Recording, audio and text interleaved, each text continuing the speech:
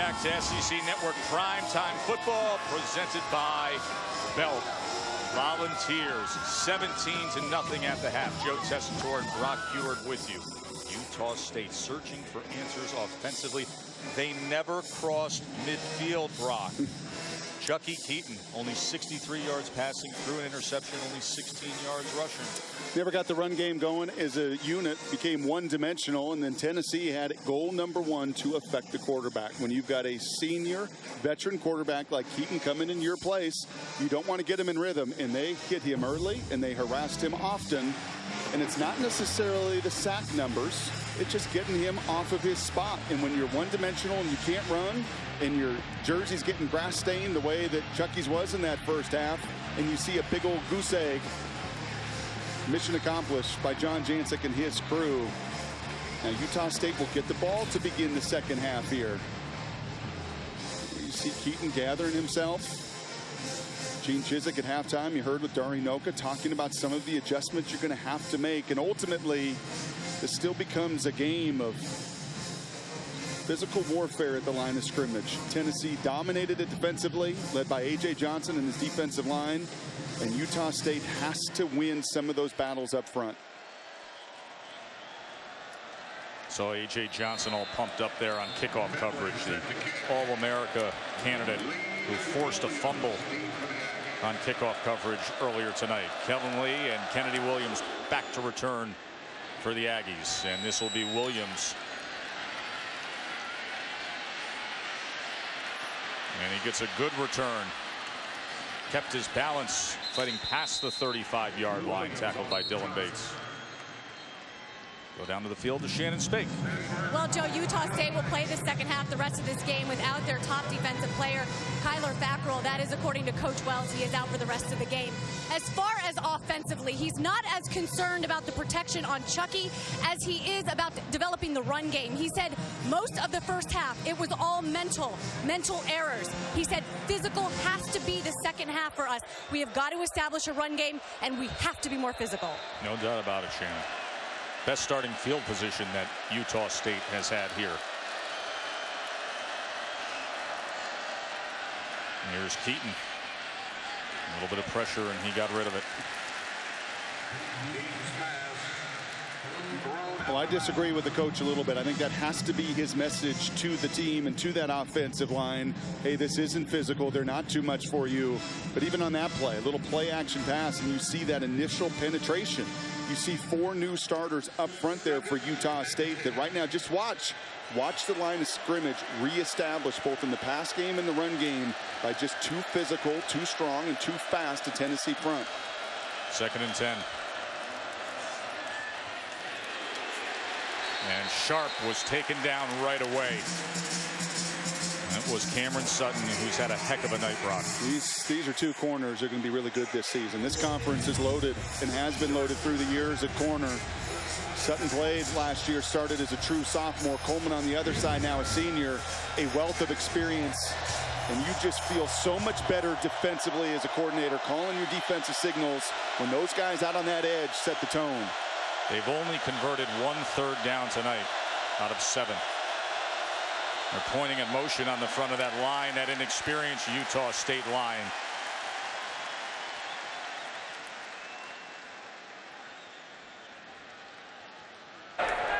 False start, number 68, offense. 5-yard penalty, 3rd down. Big Bill Bavau, so that'll back him up even further. Listen. Coach Wells was so concerned, what doesn't he, Brock, about how that offensive line plays. Said we're still such a work in progress, finding themselves. He's concerned about this down and distance in this venue too.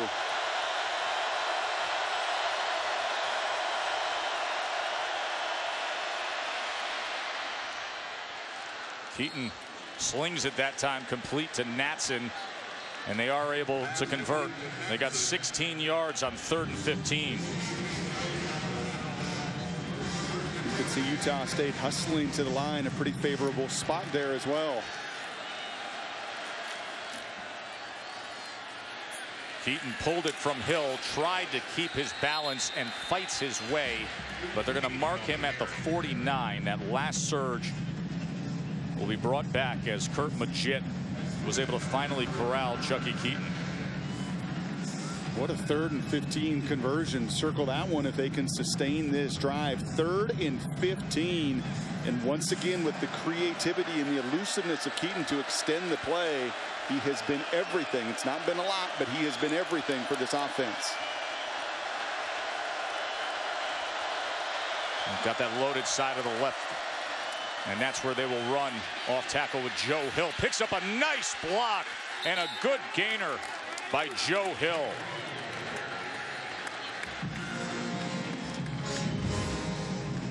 A nice block there by Rashad Hall. The junior college transfer kicks out. The one advantage that Utah State has is they have got a ton of scheme, and you can see the offensive line coach there on the sideline celebrating. Right back to it, and once again Hall opens up the door for Joe Hill. And that's Mark Weber on the sideline, who was cheering and pumping his fist, because they have a lot of volume in their run game, and they will go and tweak it week to week as they finally get into Tennessee territory. So it's not as if some of these groups that come into a game, Joe, and have just one plan. And there you see Jalen Reeves-Maben down, the weak side linebacker for Tennessee. And we're just a zone read team, or we're just a option team. They're going to a little bit of their two-back, two-tailback, a little power look there, pulling the offensive line with the lead blocker. And these are some of those X's and O's adjustments you can make at halftime with a really good staff. Jalen Reeves-Maben, Marcus Maben's son, basketball player from Louisville back in the late 90s. And this is a sophomore who's bulked up.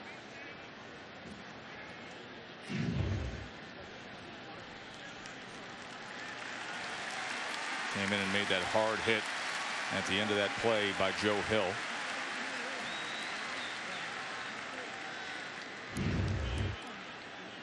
This was a little bit of the plan a season ago against USC, actually, as they're trying to explore. Remember, you don't have preseason football. You've got a new rebuilt line, and you've got to find what these guys do best. That zone read game, the pistol has not been good, was not effective in the first half. Now going back to a little bit of the traditional power football, and finally hitting a couple creases in their run game. Only lost by 3 at USC a year ago to Utah State. 2nd and 3.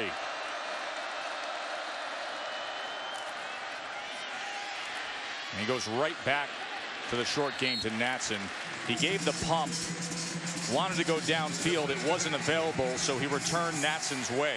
And credit Sutton again. He's not biting on the little play fake there. He knows he's got a big picture. As a freshman a year ago, he may have bid on that. Another 3rd down for the Aggies. Not this time.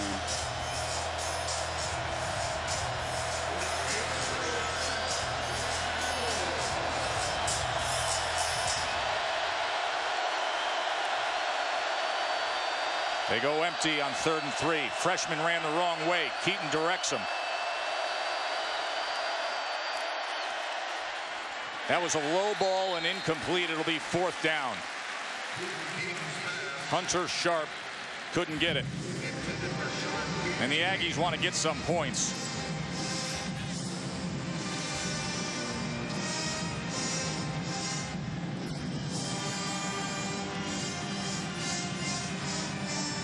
And they will bring Jake Thompson out. They consider him their longer place kicker, more of the distance guy, as he will put forth a 47-yard attempt. He was good from 50 in this direction in warm-ups.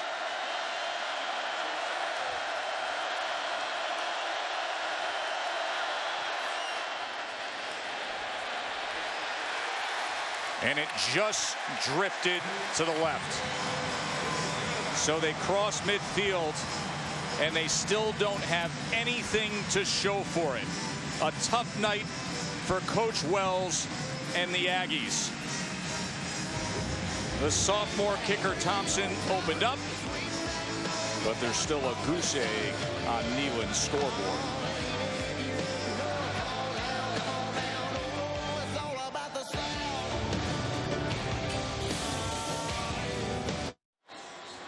Talked about the youth and inexperience at Tennessee. Only 6 seniors on the entire 2D. 23 new players out of 55 that have been out there tonight are fresh faces. And it's worked. 17-0. Falls back on offense. As Marlon Lane has nowhere to go. B.J. Larson was right there for the Aggies. Larson with a stop. You can see they're out the gate, really stepping on the pedal, and a couple big plays. And after that, Utah State settled down, and a big part of that, 17 carries, just 44 yards in that run game, just a little over 2 yards a carry, and lose 3 right out of the tunnel to begin the second half. Here's the screen now to Pig Howard, and Howard gets loose and gets a first down. Boy, he is explosive when he gets that engine revving, isn't he? You've got to get him a few more touches. It was one of the conversations, I think, in the opening weekend. It was Todd Gurley in the first half of Georgia. Get more touches. He's your best offensive player. I know they're excited about Jalen Hurd, but the more number 2 can touch it, the better things for your offense. And they go now on the fly sweep with a blocker in front, but very good pursuit down the line by Nick Vigil. Pig Howard on the carry. Tackle by Nick Vigil. That's exactly right. The lateral pursuit, playing it inside out. Fundamentally sound. They do so many things well and have done it well for the last 2 years in Logan, Utah. Big reason why they've been a top 2 defense in nearly every category over the last 2 seasons. Show pressure. Gets picked up. Worley drags the tight end Wolf, and Wolf lowers the shoulder forward against Torrey Green, who's in for Kyler Fackrell, the star linebacker for Utah State, who left with an injury.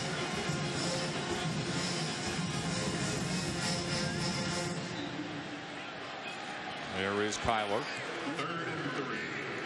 Left with 5:47 to go before half. 3rd down and 3 now for Tennessee.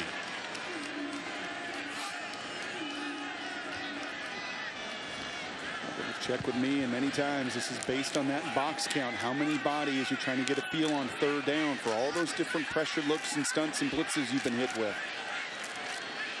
Facing a 7-man box here on 3rd and 3. He'll pass. And the catch was made, but it'll depend on the mark, and that is short as Josh Smith made an effort, so it'll be 4th and short right at midfield at the 49-yard line. A flag is down. Yeah, I think they're going to get Centers for getting and jumping that route early. Devin Centers, the true sophomore, the son of Larry Centers.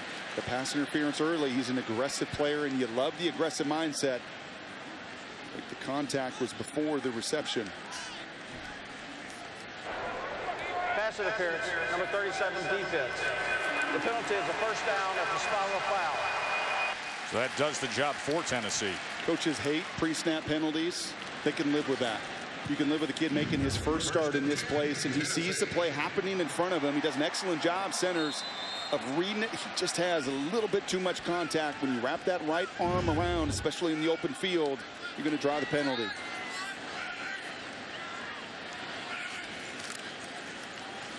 Play action. And the tight end to the 40 is Ethan Wolf. Ball came loose at the end there. They're spotting it down. They're starting to get some work to Ethan Wolf, who's a 4-star recruit. We saw the lateral pursuit of Zach Vigil earlier. Sure looks like he may have come down and made contact with the ground. Whistle comes in there.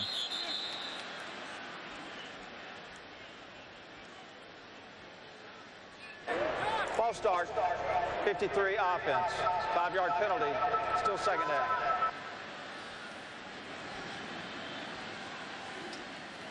Pre-snap penalty is going to draw the ire of any head coach. But you saw the lateral pursuit earlier with the Vigil brothers, and they have pursued so well. Well, the way to combat that is that nice play action pass. A big reason why Wolf has been effective here in this game. The ruling on the field of the runner down is under further review.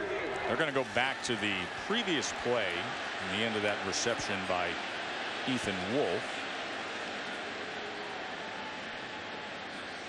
Remember, the ruling on the field was reception and no fumble. That Wolf was down at the end of that play. We'll see if they have that indisputable video evidence that says otherwise.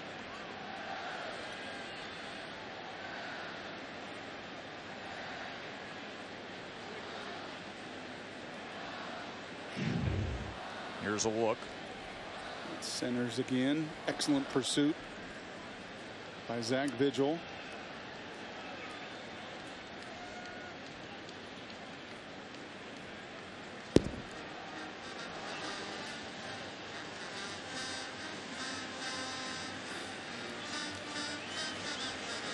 Very tough to see with the bodies of all the defenders coming in the way there.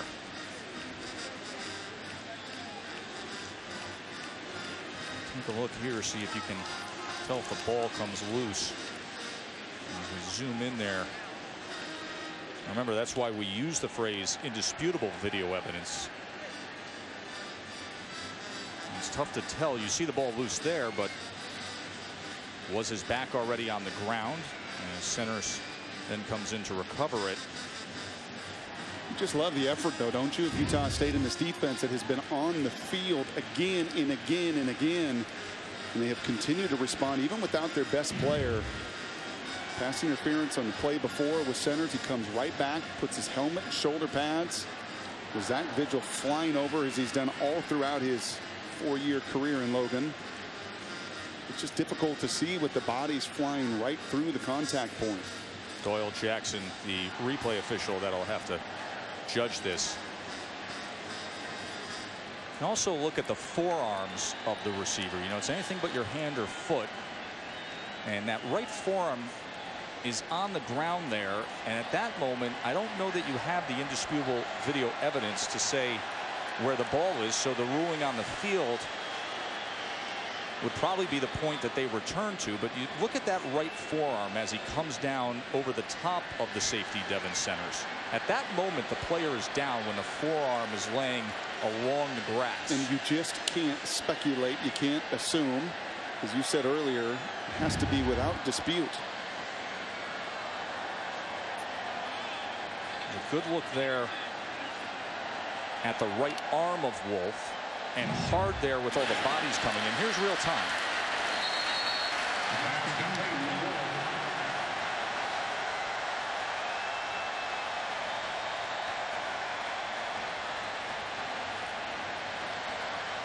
And because of Josh Malone, even the Tennessee receiver as well as the linebacker who was coming down the line on that play, that's where it becomes a struggle for Doyle Jackson, the replay official tonight, to be able to say indisputably. So let's get the call from Mark Hurls. After further review, the ruling on the field stands. And listen to the language used there, because the ruling that the play stands means that there was not indisputable evidence to reverse the call. They're not confirming. It says the play stands, that evidence didn't exist. That's why that initial call was so very critical on the field as well. So it returns to a 2nd and 7. Jalen Hurd is trying to shake free, but once again, Nick Vigil has been very active with the run stop. It's just defenses in college football that play hard. Right? You just know, you can put the tape on and you just know from beginning to end. It's why there was confidence that they could play this game into the 4th quarter. Todd Orlando's group, defensive coordinator, gets these kids to play with such a tremendous engine. One of the matchups you've been focusing in on tonight here on 3rd and 4. Top of your screen. Worley. He picks it up as North gets the reception for a Tennessee first down. One of the first times we've called Marquez's name. Came on the scene last year as a freshman all-conference performer, 2nd leading receiver on this team.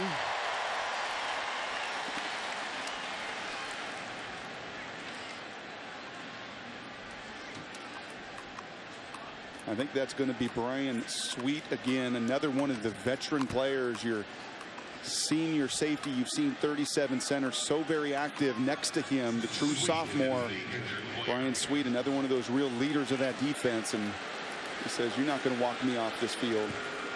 He had 5 interceptions last year. Big part of what they try to do in that back end.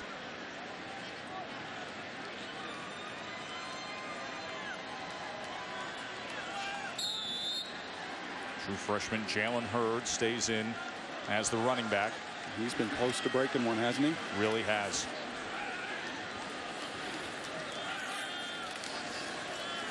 Play action. Worley. Crossfield. Pig Howard.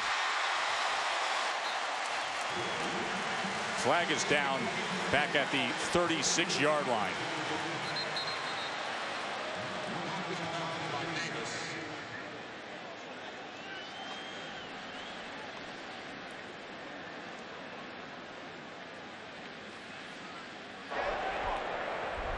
Ineligible receiver downfield. Offense. The slot receiver was covered up and went downfield. That's a 5-yard penalty from the previous spot. Replay first down. Those are the kind of penalties. Slot receiver being covered up, meaning he's not the end man on the line, making him eligible. That's exactly right. And those are the kind of penalties, and those are just the errors that we talked about coming into this game that we have seen as we've got to sit and watch college football over the last 3 days. And in fact, Butch Jones kept a little list together, had players coming to him yesterday and saying, Coach, you see those errors, you see some of those mistakes, self-inflicted wounds through either formation, lining up, or the pre-snap penalties that have been a real challenge here. Go with the screen that time to North, who spun for a moment to get the crowd's attention. It'll be second down. There really is so much more offense to be had here. You're up 17-0. Your defense has played brilliantly halfway through the third quarter. But you know that Butch and that offensive staff feel like they have left so many yards, plays, points out on the field tonight.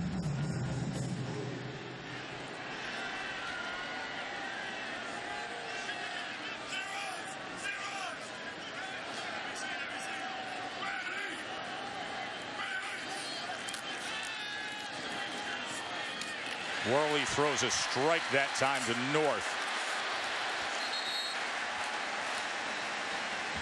The third and about 4 as Hayes and Gray came in to make sure North wouldn't get anything extra. Rhythm. The key word, the buzzword you were hearing yesterday with Justin Worley, a big reason why he won this job, command and rhythm. And that one was with tremendous anticipation. See if he stays on time with that accuracy here on 3rd and 3. I like this now. You see that play clock, it's under 20 seconds, but the adjustment here is, hey, making sure we're communicating, getting people blocked up because we like our matchups outside. And it's a first down for Tennessee with Marlon Lane. It's always a fine line. You're a tempo team. You want to play so up tempo and so fast. Yet you also, when you have athletic advantages, be it up front in the run game or in the pass game, get you your best plays available to you as well. Snapped with 28 on the play clock that time. DJ Larson able to find Lane. Former walk-on, now a reliable defensive end for Utah State.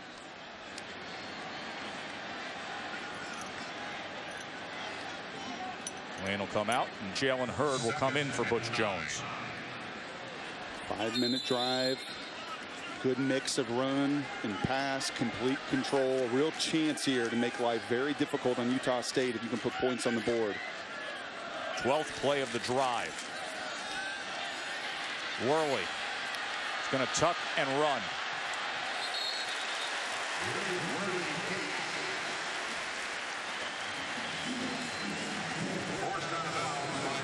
Smart. You've not even sniffed a turnover for Tennessee. You're +2 in that category, 10 points off of that. And Justin doing exactly as he's coached there. If it's not clean and clear, don't force the issue. Worley managing this well. Just solid and unspectacular and just what they need. Here's Von Pearson. Welcome to Rocky Top Von, the 23-year-old JUCO transfer.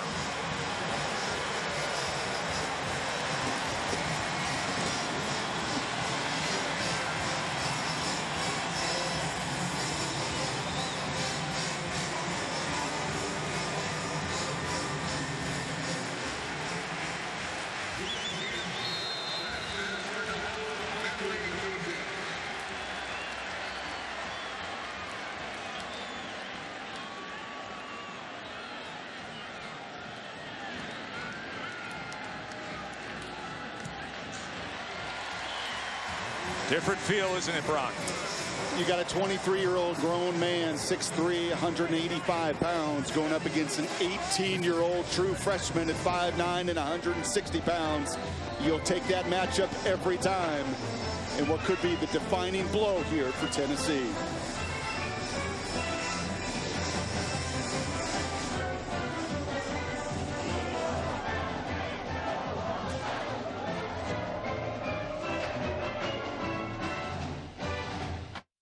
SEC Network Primetime Football is presented by Belk, the home of modern Southern style. Visit Belk.com today, and in part by Regions Bank, Regions' official bank of the SEC. Last night was Booms Day here in Knoxville. Been celebrating it since 1988. Nation's largest Labor Day weekend fireworks show. And Tennessee offense has shown some fireworks here. 24-0 on top of Utah State. Joe Tessitore, Brock Heward, Shannon Spake with you in Knoxville. But a 13-play drive coming out. Butch Jones said, I need to see what we do coming out of halftime. You get the stop. 13 plays. Your quarterback 7 for 7. 7 for 7. That's a live ball. Better. Kennedy Williams hesitated for a moment there and then corrals it at about the 20. Von Pearson with the 14-yard touchdown catch moments ago for Tennessee. Shannon, he's appreciative at a second chance in football.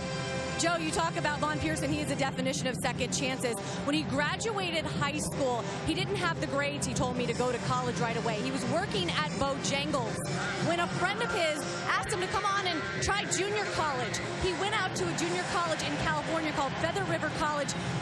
They have 1,500 students at that college. He was a second-rated prospect in junior college. The University of Tennessee heard of him. They went out and found him, and now he is here. Are they happy about that? Chucky Keaton trying to shift to the left. Picks up 4 yards. And the story of wide receiver coach Zach Azzani recruiting Von Pearson, heading out there to find this gem is something too. I mean, this was the wow moment that everybody saw in junior college right here, the athleticism, Brock. And then he gets here in spring and does this. That's quarterback's best friend right there. You just throw it up. And we talked about the advantages on the perimeter. Eventually they show. Eventually, as your defense has just shut down this Utah State group, your people on the perimeter made a difference on that drive. Chucky Keaton connects to Butler. And Butler, the nice reception out to the 36-yard line, a gain of 13.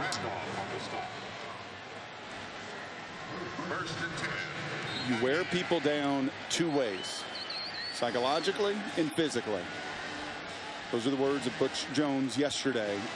And right now you have to wonder, with the losses that Utah State has had defensively to their best player, the lack of any continuity here offensively, if this isn't the biggest series of the game here for the boys from Logan, Utah.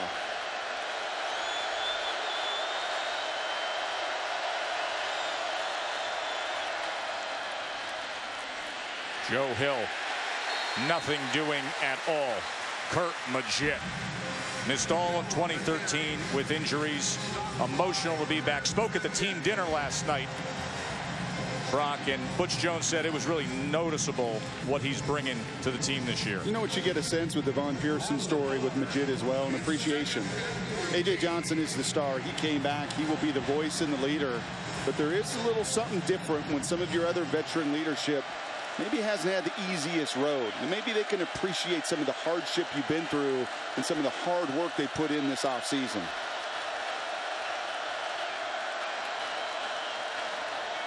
Second and 14.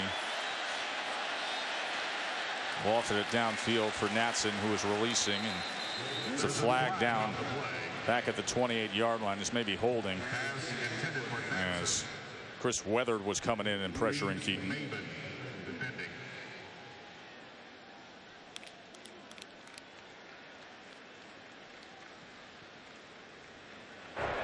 Personal foul, face mask number 75 offense. Penalties decline, 3rd down. We'll decline that.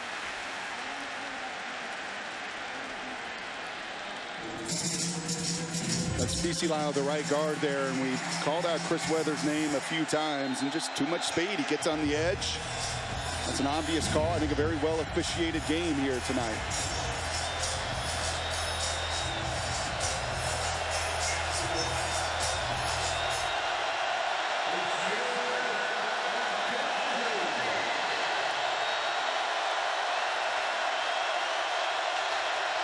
So loud on 3rd and 14. They go with a tunnel screen to Natson. He maybe got a yard. This Tennessee defense is flying all over the place. Justin Coleman and A.J. Johnson getting to him.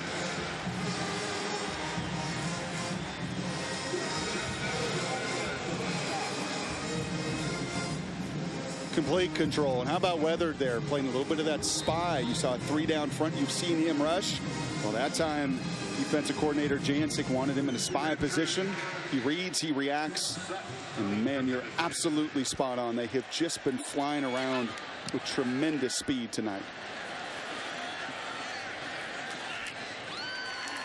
Marching up towards that fourth quarter is Tennessee.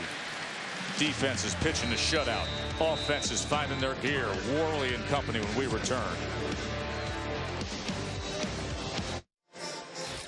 Brock, the SEC Network is bursting at the seams come Saturday. 6 games. You can go to secnetwork.com/channel to find the channel number in your area. Florida, they didn't get to play last week, Brock. Well, they got a kickoff yesterday, but that was about it. That game suspended because of the weather and the field conditions.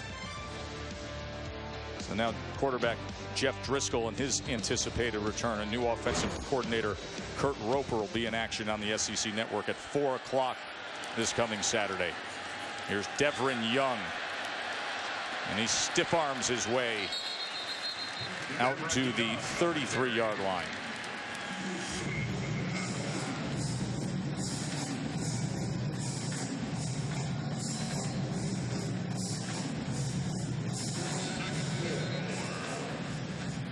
Devin Young, just 5'8", 170 pounds, was a wide receiver and moved to running back. It was a low throw, the screen to Howard, but he tiptoes his way and then puts a little shoulder into it out to the 40-yard line, and another first down for Tennessee. Well, you continue to go back to that well. You continue to go out to the perimeter because you like the matchups. Does he?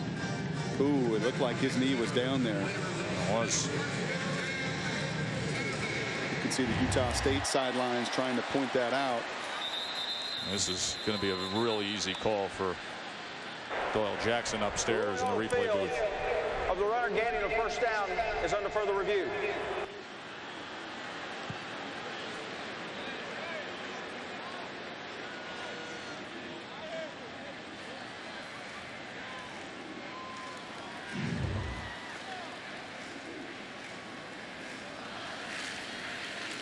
And that's on the quarterback. That ball has got to be on that front side shoulder on his chest, give him the opportunity to keep his eyes up and that momentum down the field. That's a miss on the grade sheet for Worley.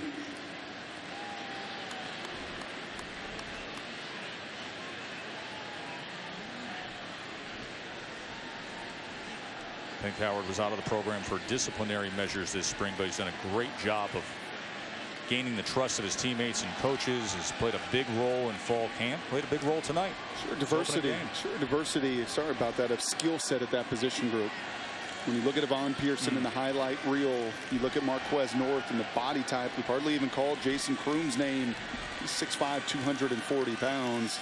And then Pig is really the guy that makes them go. I really liked what Coach Bajakian said last night, that he has owned the ball in the air through training camp. He's really set the tone. That ball will be at the 32-yard line. And that's really what the review is at this point. It's not about the knee. It's about the spot of the ball. So they're confirming the yard line and looking at that review.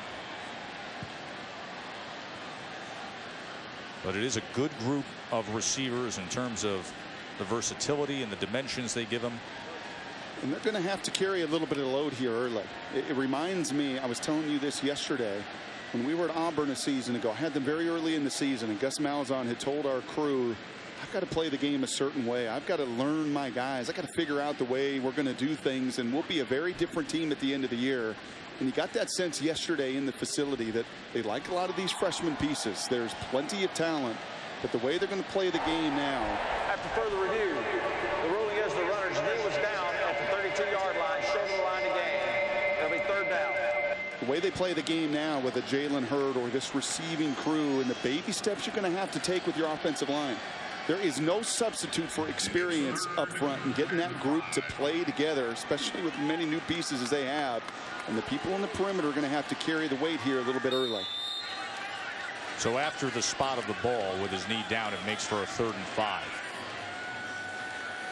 There's the formation we've been seeing a lot of. And Worley wide open and well placed that time to Jason Kroom. And Kroom downfield, 6'5", 243 pounds. He's a big target. And there is a Tennessee player down back at the 20-yard line. And that's Jacob Gillum, their left tackle, a walk-on who earned a scholarship this past spring.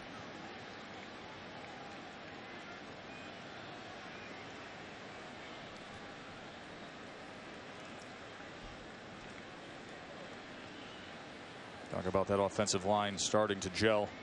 And Gillum's a big part of it.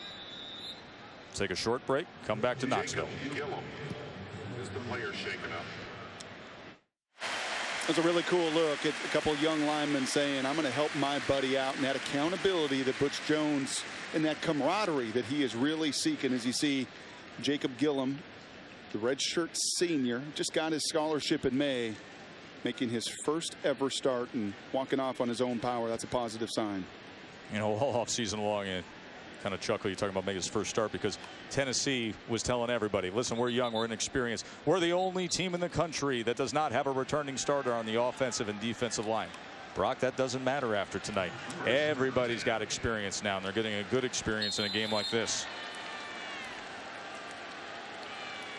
So a first down for the Vols at the 41. And the bubble to Josh Smith. As Smith gets out in space.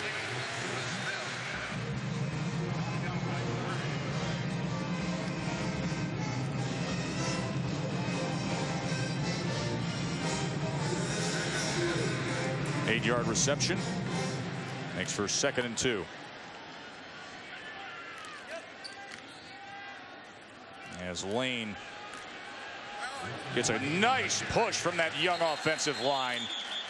And with that second effort, is going to move the chains again. It doesn't look like much, but you continue to stick with it. 2 and 3 yards. Utah State's been committed to that box count, committed to stopping that run first. But it's those kind of runs that have set up the play action pass that has really hurt Utah State here in the second half.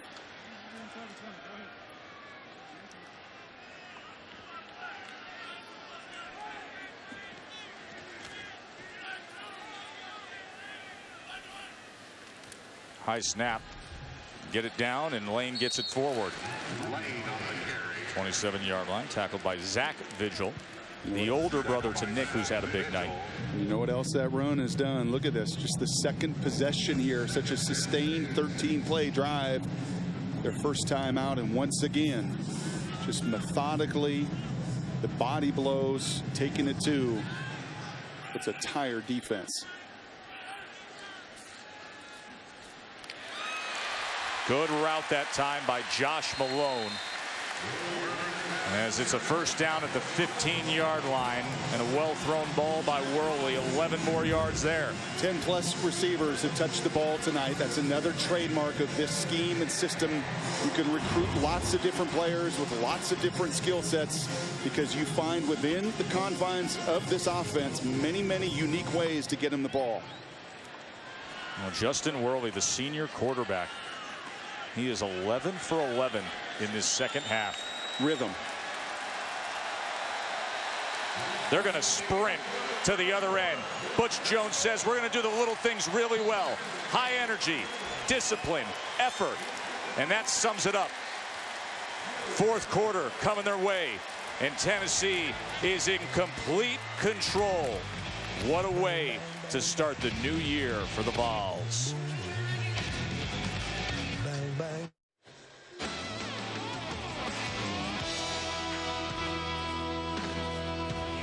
Beautiful campus, University of Tennessee here in Knoxville. Of course, all the great history, Pat Summitt, the great traditions, the Vol Navy on the Tennessee River, and this place, Neyland Stadium, one of the grand cathedrals of SEC football. 24-0 Volunteers to start the fourth quarter. Set up the screen. Jalen Hurd makes one miss, makes two miss, and makes his first touchdown of his career.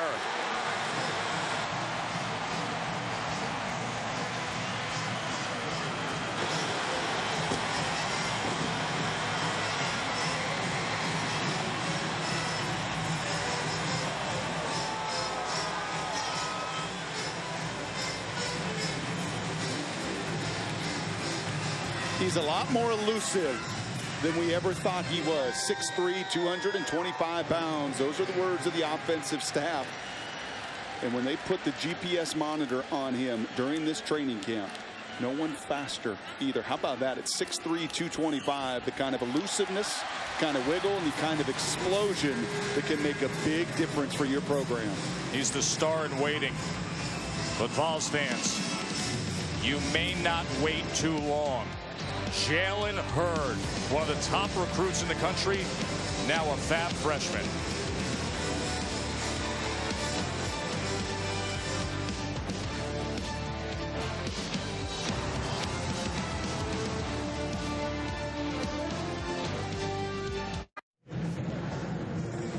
There's a young man from Hendersonville. Set the state record as a junior with 3,300 yards, and then had shoulder surgery to Jalen Hurd after just one game of his senior season, and now one game into his college career, and he's all smiles with that touchdown moments ago.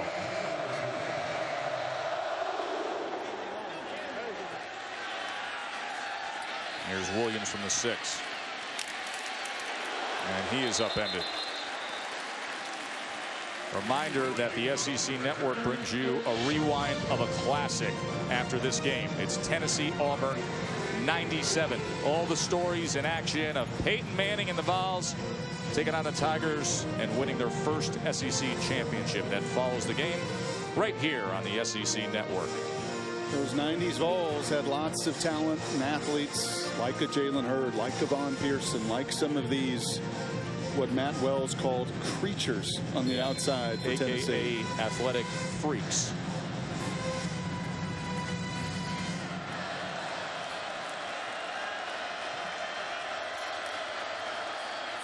Here's Natson out of the backfield, and look at him go. The little guy finds space, and he's in the open field. JoJo Natson, 5'7", 150, and turning it on. 38-yard run. Not going to quit. Some of the depth and backups in here filtering in for Tennessee, and one of the rare occasions that Natson had some green grass. Been so bottled up with the rest of this offense tonight. He's there, Big Howard. You just have not seen him get loose tonight other than that opportunity. Had a couple receiving touchdowns, 3 rushing touchdowns, even 2 punt return touchdowns last year. He's versatile. Keaton downfield. Saw the tug of the jersey, and now you see the touchdown scored by Hunter Sharp. That didn't take long for Utah State. Big play Natson, and then Keaton to Sharp. Justin Coleman was the defender riding along with him. Pass interference, number 27 defense. The penalties decline. Touchdown. 37-yard touchdown reception by Hunter Sharp.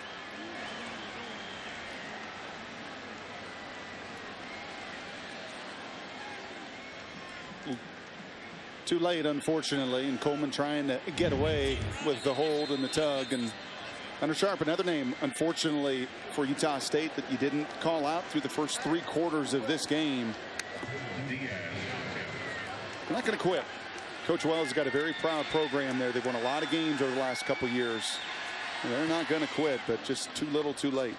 And they usually compete very well against the big power programs. But tonight, it took this point in the 4th. As Sharp gets the touchdown reception from Chucky Keaton, who says, finally.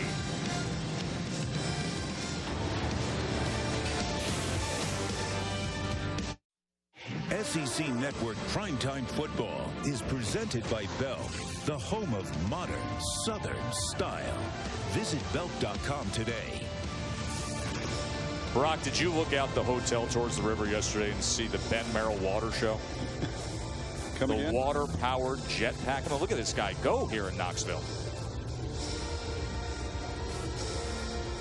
It's been the Tennessee offense putting on a show here as well, as Utah State finally gets on the board. How fun was that? 31 to 7. Would you do that? Are you kidding me? What?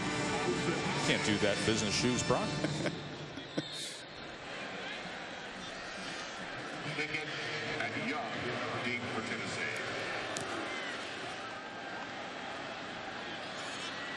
Here's Deverin Young from the 1.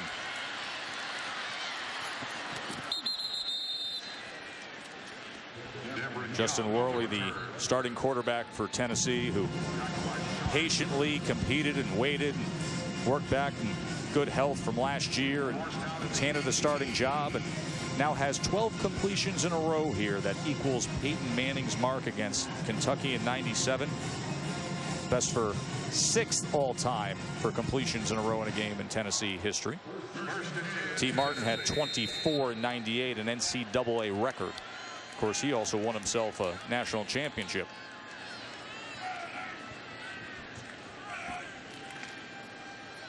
Here's Pig Howard again. Quick screens. Howard gets ahead to the 23. More demonstrative, more vocal. Should be no surprise as a senior that really feels like now this is my team. And a season ago, it was his team until he broke his thumb, and you saw a revolving door at that position. And what a stabilizing factor if that position can settle down and Worley can really take those reins this season. Now comforting to know you can just dish it outside to the multitude of weapons that they're going to have that's going to continue to evolve this season. As you pointed out very well, boy, he is best when he's in a rhythm, and he has been in a rhythm this whole second half. 3rd and 2. As he checks over, makes the call at the line.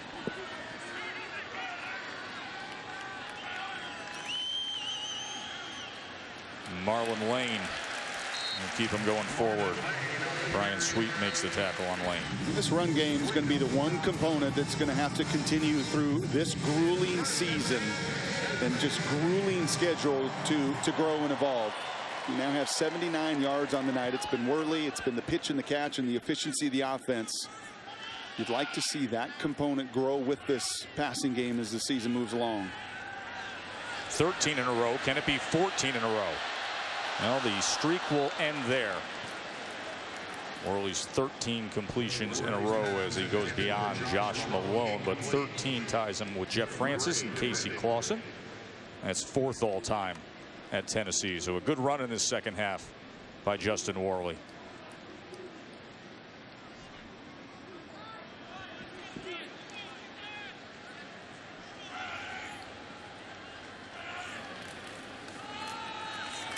Read that very, very well as the end crashed in, pulled it from Hurd, and brought it out to the 40. So much conversation coming in about Chucky Keaton and his resume, very, very strong, but the difference maker at the position tonight really has been the efficiency and the decision making of Worley. 3rd and 1 now.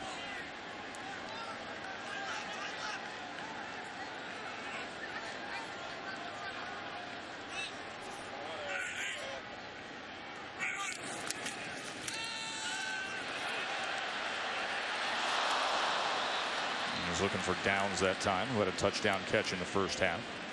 The pass catching tight end Downs. That's right. That's a great story. Listen, they brought in 2 very highly recruited tight ends in Ethan Wolf and Daniel Helm, and Downs knew what would happen with his role. He walked into the coach and said, Coach, something that nobody ever says as a skill player. I'm not much of a pass catcher. Just let me block. Yeah, I don't want the ball. What ball. coach has ever heard that? I don't want the ball. Well, he got one right in the end zone tonight. Don't worry about me, Coach. I'll just block. I'll just block.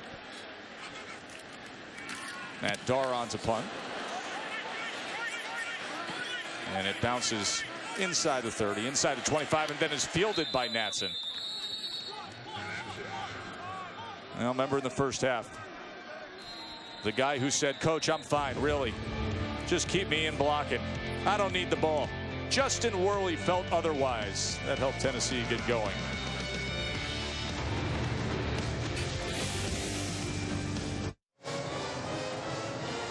.27 completions, 273 yards, and now 3 touchdown passes for Justin Worley. Typically, I get concerned when a coach tells me that a player has changed.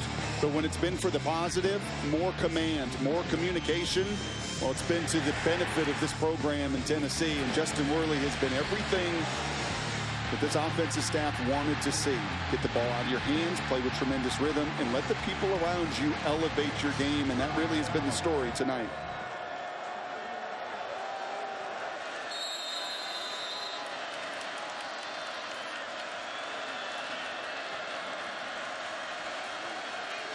Hasn't been that kind of night for this guy, Chucky Keaton. Been doing a lot of that. Some pressure and throwing it away. Back from the ACL. Gained confidence this summer. This was a different kind of show than he's used to entertaining the folks with here on the road in the SEC. Well, it's been the inverse. Think of his pitch and catch. How many times has he had guys open? How many times have you seen a broken tackle and getting out the gate? You haven't. You have seen every throw contested. You've seen him have to run for his life. He's avoided multiple sacks. Had very little run game to support him. And anytime that is the situation, when you come into a place as an underdog in this venue, you're going to have a long night.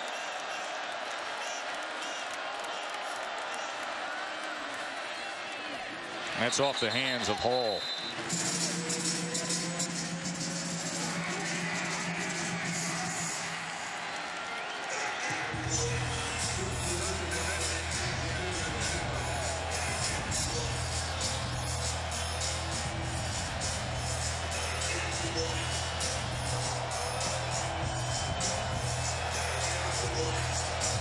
These Tennessee fans, they've been waiting for moments like this to have hope and a lot to celebrate.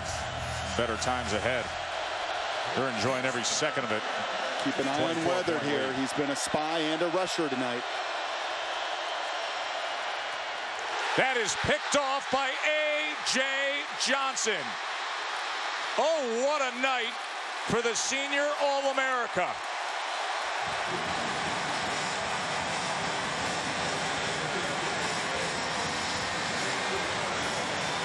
He jumped the route in front of JoJo Natson.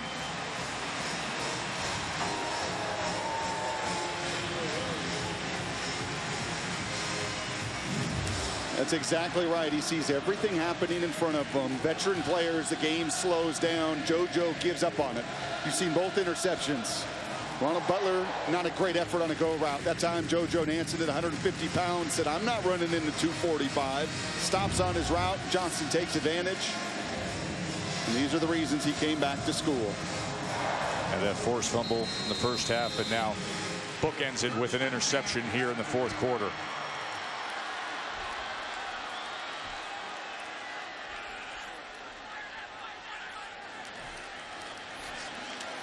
Marlon Lane inside the 10. Tackled by Vigil again.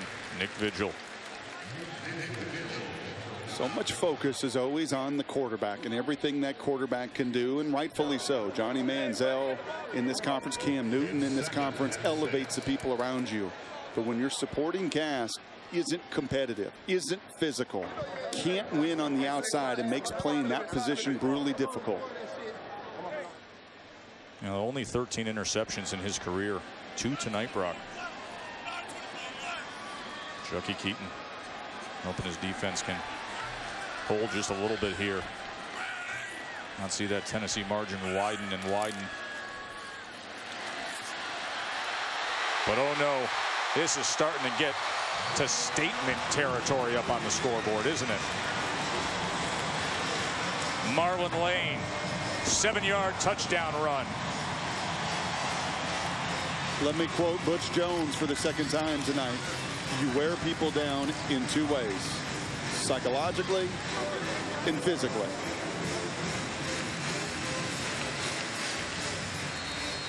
Didn't do it very much a season ago, especially against a competent opponent like Utah State.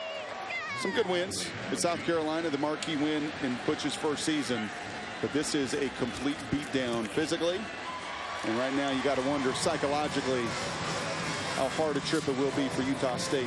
Brock, a beatdown being delivered, led by the senior A.J. Johnson.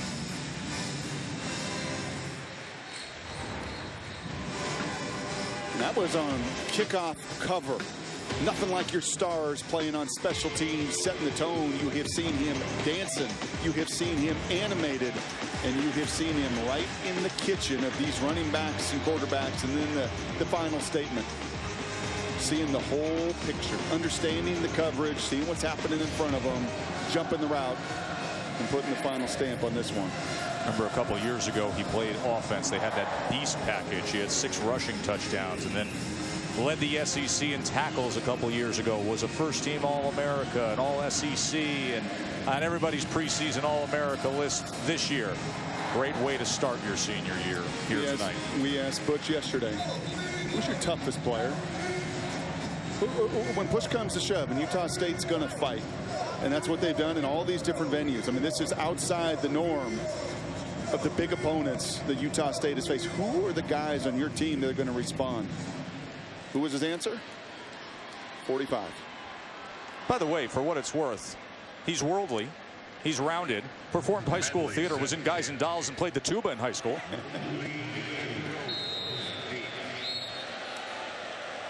The multifaceted A.J. Johnson did it on special teams. Tough run defense and an interception that sets up a score moments ago. Kennedy Williams has had a busy night of returning with 38 points on the board for Tennessee.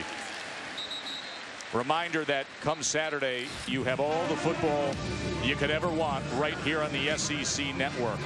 Florida Atlantic and Alabama gets it started, and Tennessee moves on to Arkansas State, another non-power conference program that is well conditioned to winning.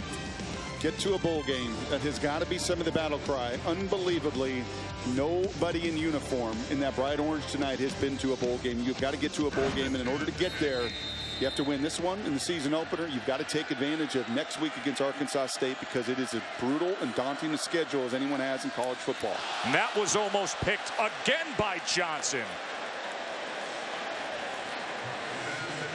That would have actually been an easier pick.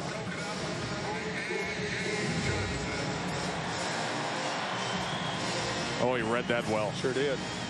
He's just right in the eyes of Chucky Keaton right now. By the way, with those 6 SEC games, I strongly suggest you go to secnetwork.com to find the channel of the game you want to see, where that'll be available in your area. But all 6 are available, folks. There's a miscommunication, a mishandle there on that exchange. That mesh point was off, and Natson had to fall back on it.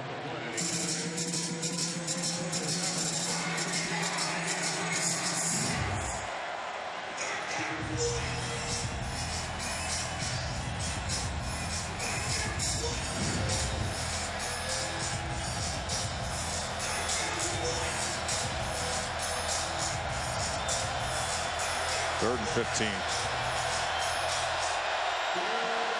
Feel like they've been off schedule all night, Brock.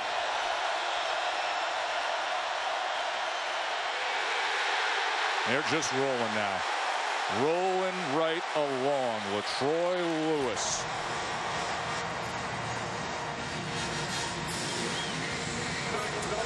And I think it may be time to call it for Chucky Keaton. 10 months ago, tore that ACL, MCL. He's not at 100% tonight. He's got a lot of new pieces in an offensive line that's rebuilt around him. 3rd and 15, you nail it. You're off schedule all night. That's Jake Simonich, the right tackle. No chance there in an obvious passing down. And I'm done with Chucky for the night. Yeah, I think you got to shut him down and look forward to what could be a competitive team in the Mountain West.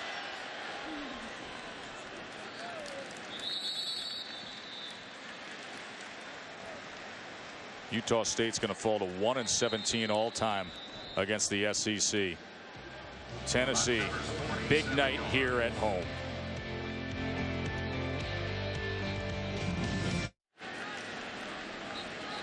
That's the sophomore quarterback for Tennessee, Nathan Peterman, who has come in as Justin Worley's night is over with a 31-point lead under 9 minutes to play. And this is Justice Pickett getting time at running back now. But a great night out of Justin Worley, 273 yards and 3 touchdowns to cap his evening, Brock.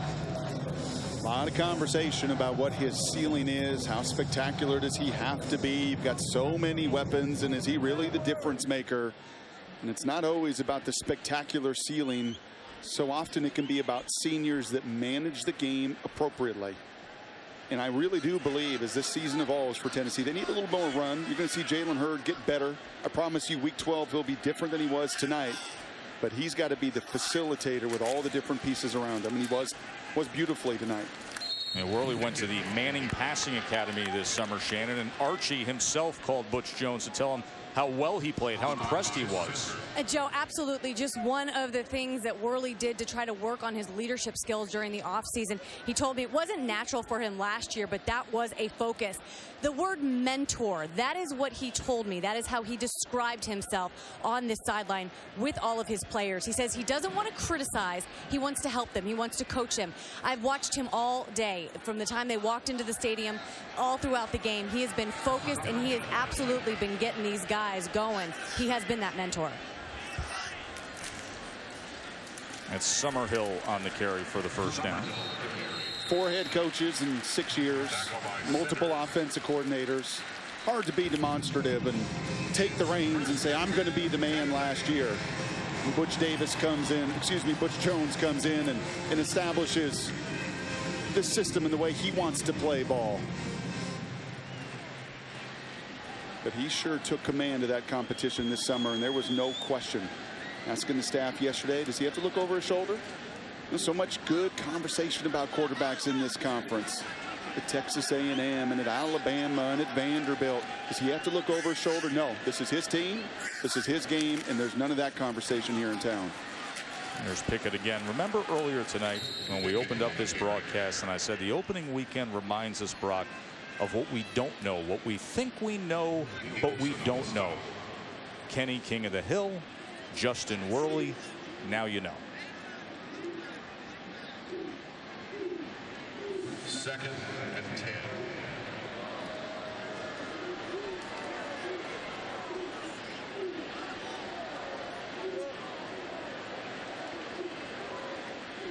Worley's really taking control, taken charge, and been the leader of this offense. And now Nathan Peterman, sophomore, who impressed some this fall camp. Last year missed extended time, had surgery on a broken thumb. And keep it on the ground with Pickett. Bigger story in town tomorrow, though, may be what was more impressive, the play of Justin Worley, the play of A.J. Johnson in this defense. What is ultimately more important for this team to get back to a bowl game? You know, I think Tennessee fans feel great for A.J. Johnson, of knowing what he's been through and how much he's put into this program over the course of his 4 years. And with Jones comes along, some of the upperclassmen, they got to buy in. They know the next generation will probably reap the benefits down the road, but look at how he has delivered. And here's a pass from Peterman. And it goes to Daniel Helm, the true freshman tight end. Wolf and Helm were the two freshman tight ends who have come in. That's Daniel Gray, the former Tennessee player who lost his helmet there and is slow to get up.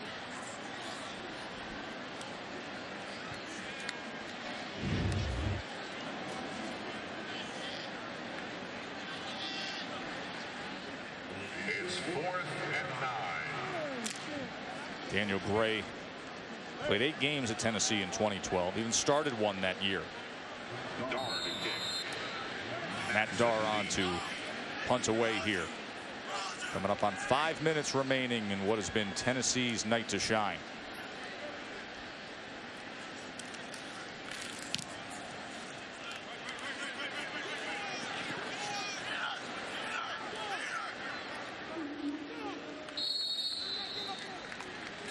What a weekend it's been.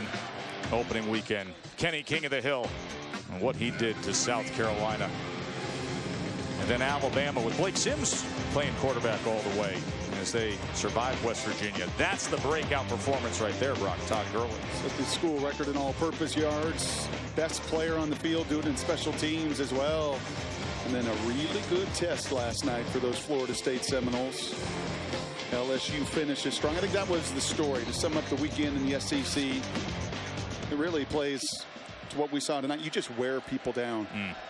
Alabama wore down a West Virginia team. An LSU team wore down that Wisconsin and beat them up. Wisconsin group eventually. Well, they got Keaton in there, and he's being pursued, and Lewis got to him again.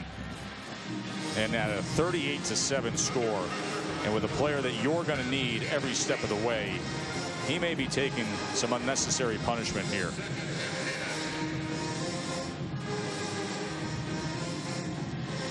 Matt Wells, of course, has put a lot of fight into this team. And they have never given up in any of their contests. But his thoughts as to where this game would be in the fourth quarter couldn't be further off. Just a little arrow route that time to Houston. We talked about in the open of the show. You went to Wisconsin. You went to USC. You went to Auburn. And Gene Chizik just a couple years ago, every one of those games was a one-possession game. He wasn't having the self-talk. I didn't feel a coach that we sat down with this week in Matt Wells that was trying to sell us something he didn't believe. Right. And the track record and the resume was very clear. They have been in one-possession games in all of those different battles. Wells was the Mountain West Coach of the Year last year. He has reason to be confident. That is being ruled a catch, even though Swindell looked like he was juggling it as he came down to the ground, but a good effort to get to that ball for 15 yards. This is a Utah State team picked by the media in the Mountain West to finish second to Boise State. You know, and this is a Tennessee team that we all know the realities as to the thought most SEC pundits have had as to what their year will look like.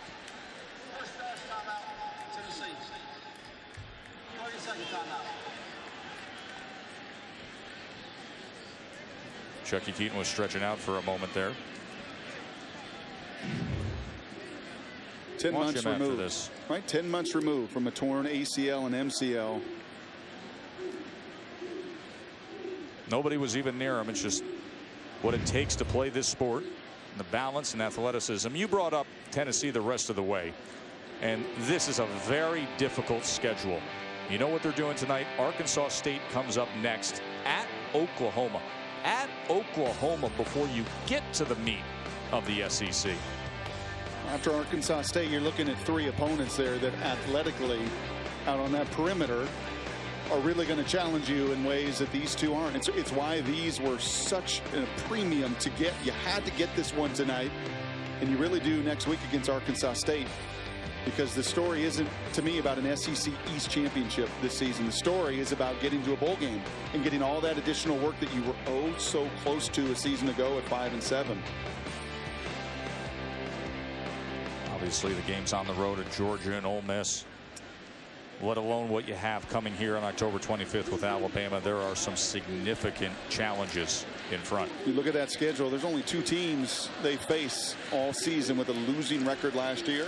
And both of those teams, Kentucky and Florida, I would expect bounce back years from.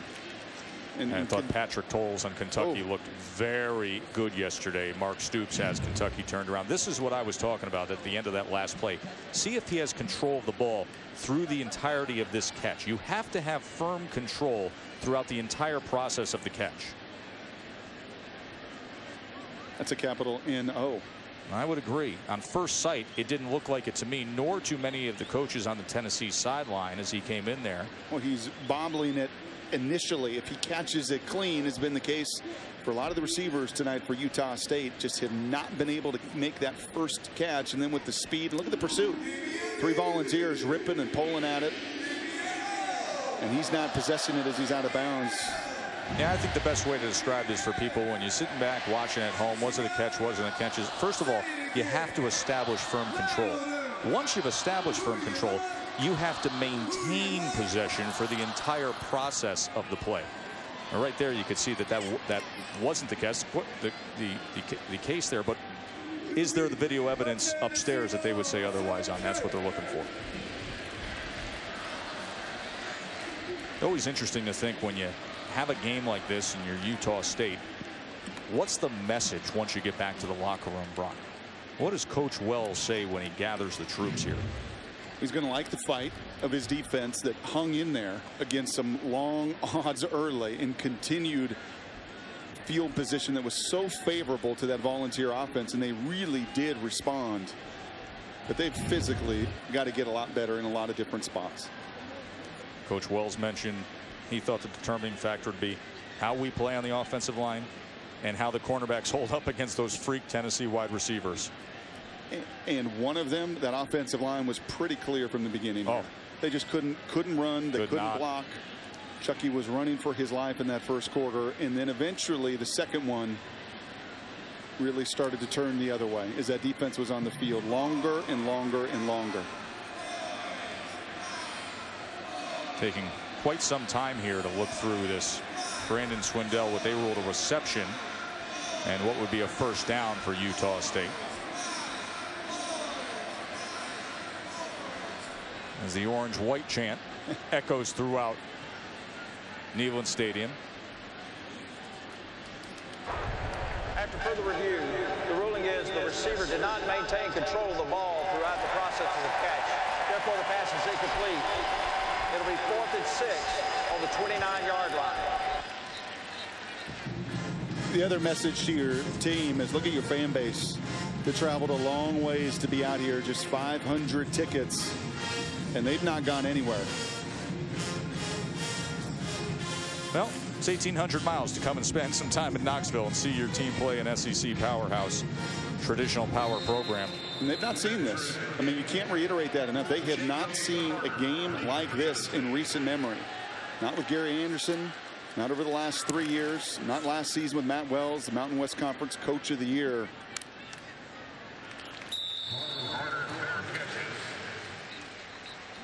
Remind you that SEC Now comes your way Monday at 7 o'clock. Dari Noka and all the analysts will discuss all the news of the day on SEC Now, presented by Regions Bank. I enjoy watching Dari, Matt Stinchcomb, and Booger McFarland, Greg McElroy. These guys have been doing a wonderful job in the studio with SEC Now. You get the daily updates from practice all over the conference. You get the previews of the games coming up. That thing is burned into my television back home, Rock.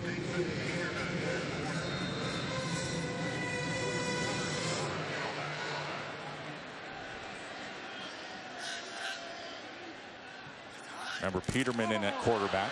And he's able to corral that snap. Brought down for a loss. You know what I've enjoyed? I've enjoyed watching a lot of college football over the last 4 days. Likewise. And in this conference, and you look at Kirk Herbstreit's football playoff, because, oh, it's going to be fun to talk playoff throughout this season. And you see a number of our colleagues putting who now in that playoff? Oh, Georgia's name is skyrocketing there. That was a very impressive performance by Georgia in that second half. And specifically, we know what Gurley is. I mean, Gurley may be the best player in the country. He looks the part of it. But the defense and how they adapted as that game went along, and Jeremy Pruitt, the new defensive coordinator for Georgia, and what he was able to do against, and I know who's not there for Clemson, but still, it's a Chad Morris offense that got completely shut down in the second half there. And if they can just play consistent level of defense, a little bit like this Tennessee crew through this season, if they play with that kind of effort, and they've got a few pieces here, I really like that secondary. So did Matt Wells coming into this game. He talked very specifically about this volunteer crew returns every starter in the secondary. That second level, you get Majit back with an A.J. Johnson. And then this young defensive line is so much more athletic than they were a year ago. Now Tennessee is going to be at Georgia on September 27th. Remember, they had that heartbreaking overtime loss against Georgia last year. That's Summerhill on the carry for the Volunteers. Siwa Tafu with the tackle.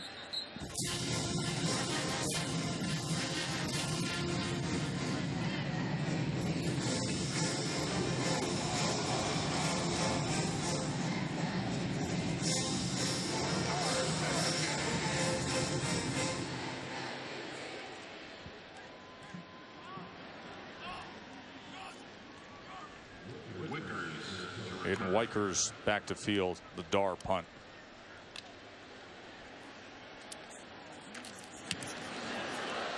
And he came in on Dar. He's grabbing his foot, is the punter.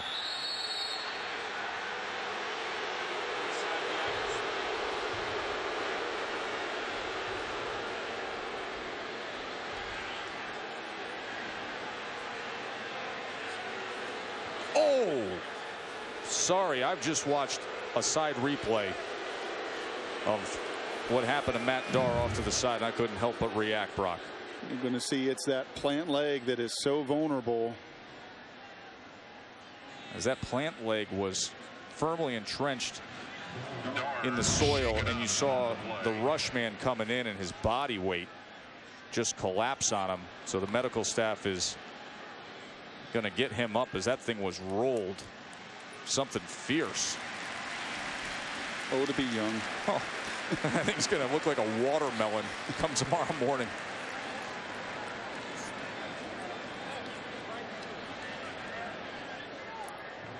First and 10 Aggies from the 31.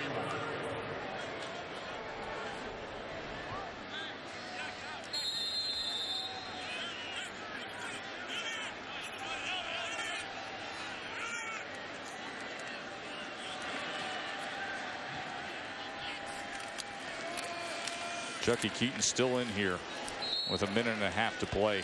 He's going to take this thing from start to finish. The senior who's back from the knee surgery. 17 of 34 and the 2 interceptions. As many as he threw all of last season. Yep. 18 touchdowns to 2 interceptions a season ago before the catastrophic injury that ended his season, and he's not all the way back. I think that's been very, very clear tonight. And credit to him for getting up and responding and fighting like this program has done. That's the bedrock of who they are and what they do. But they're going to have to get him closer to 100%, and this offensive line has got to get a lot more physical than they were tonight.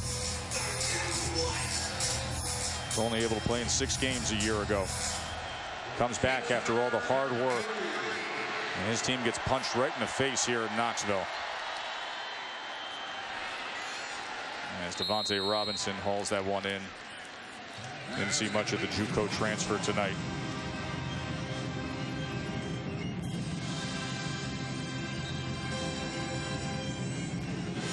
Quite a statement. Butch wanted to see the effort. He had a lot of concern about 30-some freshmen and whether or not they would even make the appropriate turn in pregame. They did more than that today. He wanted to see the first 5 minutes. The first 5 minutes were really good. The next 55 minutes were even better. That's the start they want. Justin Worley leads the way with 3 touchdown passes. A.J. Johnson was phenomenal on defense for head coach Butch Jones. 38-7. Up next will be SEC Rewind. Auburn and Tennessee from 97. For Shannon Spake, Brock Heward, and the entire crew, I'm Joe Tessitore. Enjoy the rest of your night.